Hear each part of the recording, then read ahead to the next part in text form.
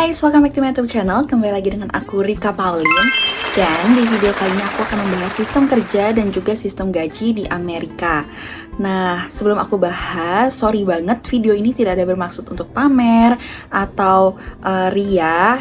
Tapi ini benar-benar info untuk kalian yang mungkin mau bekerja di Amerika. Oke, jadi yang pertama sistem kerjanya adalah kalau misalnya kalian di Indonesia punya ijazah dengan IPK yang bagus, dengan lulusan dari kampus yang terbaik, kalian itu akan sangat membantu untuk kalian bisa bekerja di Indonesia.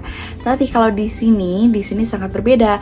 Kalau kamu misalnya dari Indonesia membawa ijazah kamu dari Indonesia ke sini, nah belum tentu nih ijazahnya terpakai. Mohon maaf, aku bukannya mau mematahkan semangat kamu, tapi memang jujur saja, kalau kalian dari Indonesia misalnya seorang dokter, nah di Indonesia itu ada yang namanya Ikatan Dokter Indonesia.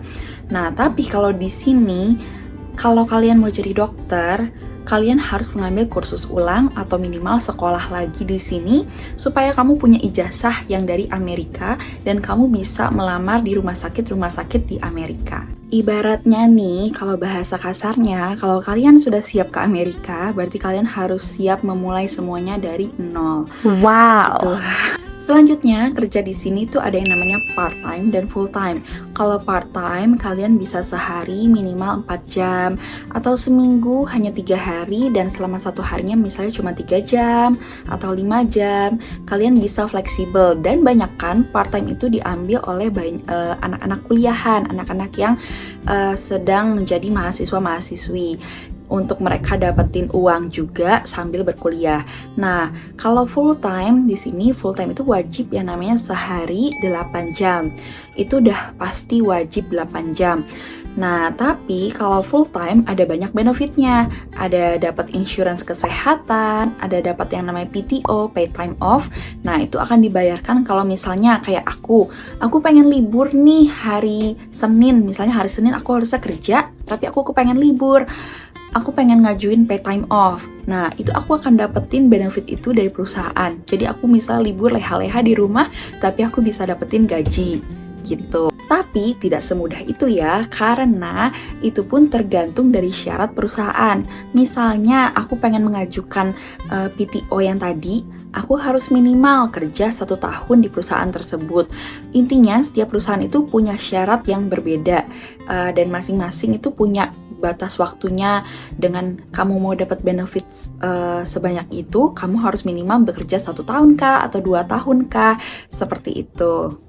Selanjutnya, setiap kita mau masuk perusahaan, kalau di Indonesia kan butuh banget nih yang namanya CV, jasa, kita harus melampirkan data-data tersebut.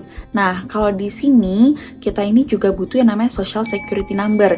Bentuknya seperti kartu gitu aja, tapi dengan nomor itu, kalau kita dilacak semuanya, itu sudah jelas data-data kita tuh apa aja, kayak gitu. Jadi makanya Social Security Number itu sangat-sangat penting, tidak boleh difotokopi ataupun diberikan ke orang lain, kecuali kita memang mau masuk ke dalam perusahaan dan kita memberikan Social Security Number tersebut, gitu. Apa sih gunanya perusahaan minta SSN itu? Kenapa minta juga? Padahal kan itu data yang penting. Oke, jadi karena itu penting, itu semua mencatat record kita selama di Amerika. Misalnya aku waktu datang kerja dan aku ada mencuri, atau aku ada bikin masalah sama orang, berantem gitu-gitu segala macam, pokoknya hal-hal yang negatif seperti itu. Nah, waktu aku melamar kerja itu, aku memberikan card SSN itu, Social Security Number itu, dan mereka akan mengecek nih background aku, apakah aku orang yang benar, orang yang bagus. Tapi kalau riwayat aku jelek, riwayat aku udah bekas mencuri atau bekas melakukan hal-hal kejahatan, itu udah otomatis kamu walaupun pinter, kamu walaupun menarik tampilannya, kamu akan ditolak mentah-mentah. Selanjutnya, kerja di sini itu dihitung per jam. Kalau di Indonesia, kamu kerja misalnya 5 juta 1 bulan. Nah, kalau di sini hitungannya per jam. Misalnya aku kerja full time 8 jam. Nah, 1 jam aku dihargain seharga $10. Ya berarti sehari 10 kali 8 aku dapat $80 dalam 1 hari. Selanjutnya kita akan bahas sistem gaji nih. Banyak banget orang-orang Indonesia yang kayak, aku pengen ke Amerika karena gajinya besar, gajinya menggiurkan, kayak gitu kan. Nah, kita akan bahas dulu UMR gaji di Amerika tuh berapa sih?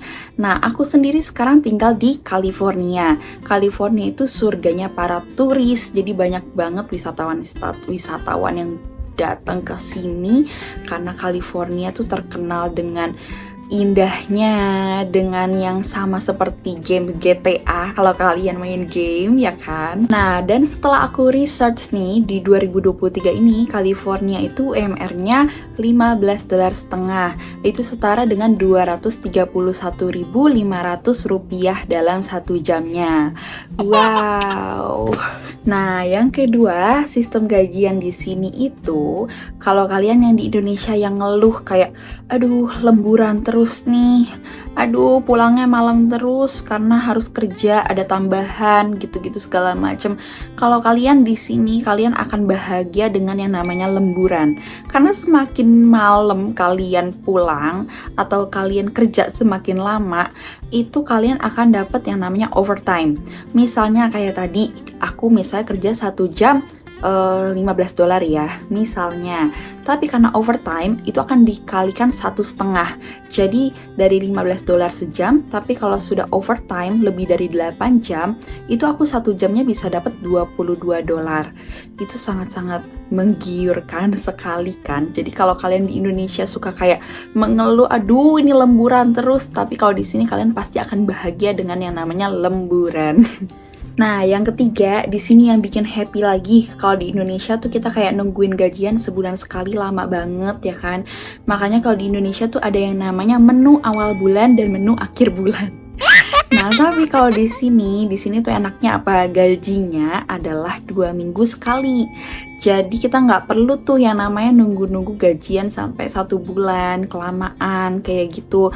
Ini tuh bener-bener 2 minggu sekali, jadi kayak gajian lagi, gajian lagi. Nah, di sini pun juga setiap gajian juga akan diberikan kayak kertas gitu, guys. Kayak kertasnya tuh kayak isi detail kamu jam kerja selama 2 minggu ini. Apakah ada off, libur, ataukah kamu ada izin, ataukah kamu ada overtime, lemburan yang tadi aku bilang.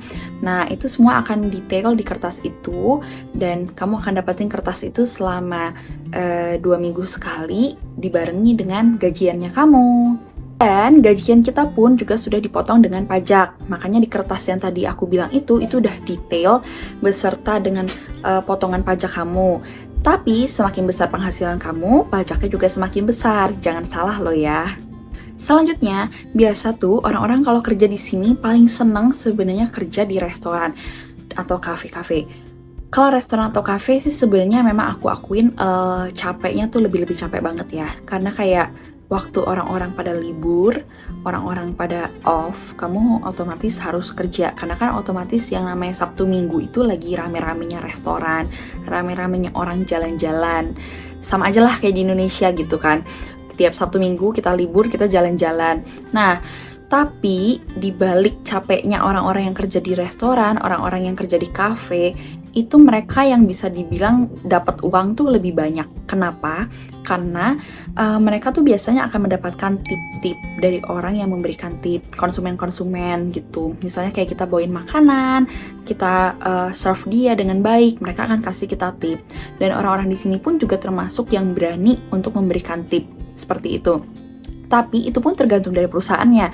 Ada perusahaan yang kayak, udah tipnya pokoknya digabungin dulu, nanti baru dibagi-bagi ke karyawannya biar semuanya merata. Tapi ada juga yang memang perusahaannya kayak, ya udah, lu yang dikasih tip, lu ambil aja, gak ada masalah, kayak gitu. Selanjutnya, gajian di sini juga ada yang dikasih lewat cek, ataupun juga ditransfer langsung ke bank. Seperti itu.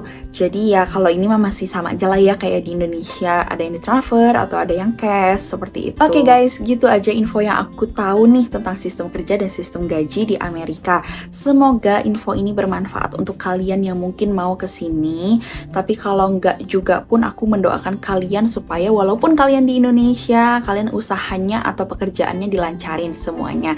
Pokoknya tetap semangat terus, mau dimanapun kalian kalian bekerja maupun dimanapun kalian berusaha, asal kalian giat, tekun, dan berdoa, pasti dibukakan jalannya.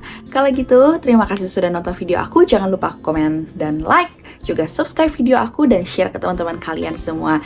Bye-bye, see you on my next video.